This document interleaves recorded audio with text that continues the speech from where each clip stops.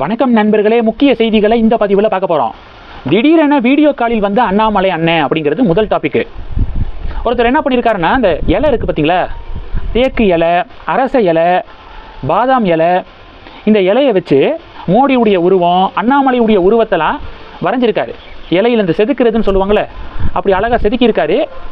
அந்த செதுக்கப்பட்ட இலையை தனக்கு தெரிந்தவர் மூலமாக, அவர் பாஜக பொறுப்பில் இருக்கார் போல், அவர் மூலமாக மோடிக்கிட்டையும் அண்ணாமலைக்கிட்டையும் கொடுக்க சொல்லியிருக்காரு. மோடி கேம்பெயினுக்கு வந்தப்போ கொடுக்க சொல்லியிருக்காரு. இந்த தகவல் அண்ணாமலைக்கு போயிருக்கு.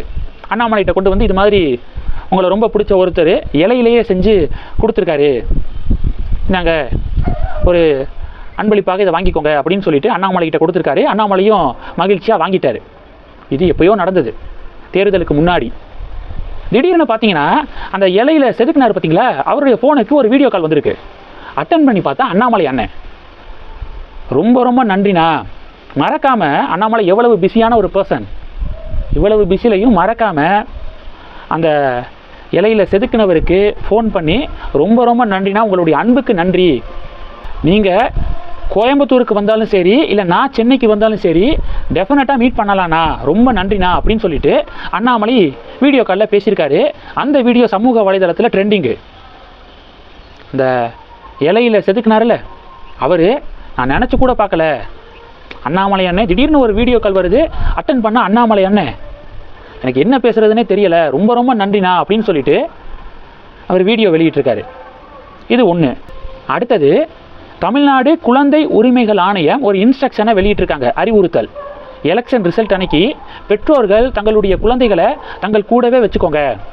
ஏன்னா இந்த தேர்தலில் குழந்தைகள் மீது அரசியல் திணிக்கப்பட்டிருக்கு. அதனால் தேர்தல் முடிவு ஒருவேளை அவங்களுடைய ஸ்டாண்டுக்கு எதிராக வந்துச்சுன்னா, ஏதாவது விபரீத முடிவு எடுக்கிறதுக்கு இது மாதிரியான சான்ஸ் இருக்குது. அதனால் உங்களுடைய பிள்ளைகளை பெற்றோர்கள் கூடவே வச்சுக்கோங்க, மானிட்டர் பண்ணுங்க அப்படின்னு தமிழ்நாடு குழந்தை உரிமைகள் ஆணையம் இப்போ அறிவுறுத்தலை முன் வச்சுருக்காங்க. என்ன சொல்ல வராங்கன்னா, தாவேகா தலைவர் விஜய் குழந்தைகள்கிட்ட பெற்றோர்கள்ட்ட அடம்பிடிங்க, உங்களுக்கு ட்ரெஸ்ஸு வேணும்னா அடம்பிடிச்சு வாங்கிடுறீங்க, சாக்லேட் வேணும்னா அடம்பிடிச்சு வாங்கிடுறீங்க, அதே மாதிரி விஜய் மாமாவுக்கு ஓட்டு போட சொல்லி அடம்பிடிங்க அப்படின்னு சொல்லிட்டு விஜய் சார் பேசினார்ல. நிறையா பகுதிகளில் குழந்தைகள் பார்த்தீங்கன்னா பெற்றோர்கள்ட்ட வந்து ஃபோர்ஸ் பண்ணியிருக்காங்க. பெற்றோர்கள்ட்ட நீங்கள் இந்த வாட்டி ஓட்டு போடுங்க விஜய் சாருக்கு அப்படின்னு சொல்லிட்டு பிள்ளைகள் பெற்றோர்களுக்கு ஒரு அழுத்தம் கொடுத்துருக்காங்க. பிள்ளைகளுடைய பேச்சை கேட்டு விஜய்க்கு ஓட்டு போட்டவங்களும் இருக்காங்க. இல்லைப்பா, உனக்கு அரசியல் புரிதல் இப்போ வரைக்கும் இல்லை, உனக்கு 18 வயசு ஆகும்போது எது நல்லது கெட்டது அப்படிங்கிறத புரிஞ்சுக்குவேன், அதனால் ஓட்டு போகிறது என்னுடைய உரிமை, எனக்கு யாரை தேர்ந்தெடுக்க தோணுதோ அவங்களுக்கு தான் ஓட்டு போடுவேன் அப்படின்னு சில பகுதிகளில் பெற்றோர்கள் குழந்தைகளுக்கு சொல்லியிருக்காங்க, அட்வைஸ் பண்ணியிருக்காங்க. இது ரெண்டையும் நம்ம பார்த்தோம். அதனால் தேர்தல் முடிவு யாருக்கு ஃபேவராக வரப்போகுதுன்னு தெரியலை. பெற்றோர்கள் பிள்ளைகளை தங்கள் கூடவே வச்சுக்கோங்க அப்படின்னு இன்ஸ்ட்ரக்ஷன் கொடுத்துருக்காங்க, பொறுத்திருந்து பார்க்கலாங்க. இது 2. 3வது என்ன பார்க்க போகிறோம் அப்படின்னா, 3வது திருவொற்றியூரில் மாம்பழம் விற்கிற ஒரு பாட்டி, ஒரு பெண்மணி பார்த்தீங்கன்னா 150 ரூபாய்க்கு மாம்பழத்தை வாங்கிட்டு, 500 ரூபா கொடுத்து 150 ரூபாய்க்கு மாம்பழத்தை வாங்கிட்டு பேலன்ஸ் 350 ரூபாவை அந்த பாட்டிகிட்டேருந்து வாங்கிட்டு போயிட்டாங்க அப்படின்னு நான் சொன்னேன்ல.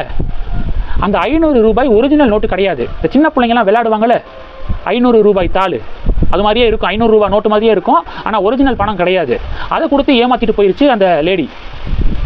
இது சோசியல் மீடியாவில் காட்டுத்தீயாக பரவ பலர் பார்த்தீங்கன்னா அந்த பாட்டி விற்பனை செய்யக்கூடிய இடத்துக்கு நேரடியாக போய் அவங்க விற்கக்கூடிய பழம் எல்லாத்தையும் 3000 ரூபாய்க்கு வாங்கி அதை சோசியல் மீடியாவில் சில பேர்லாம் வெளியிட்டிருக்காங்க.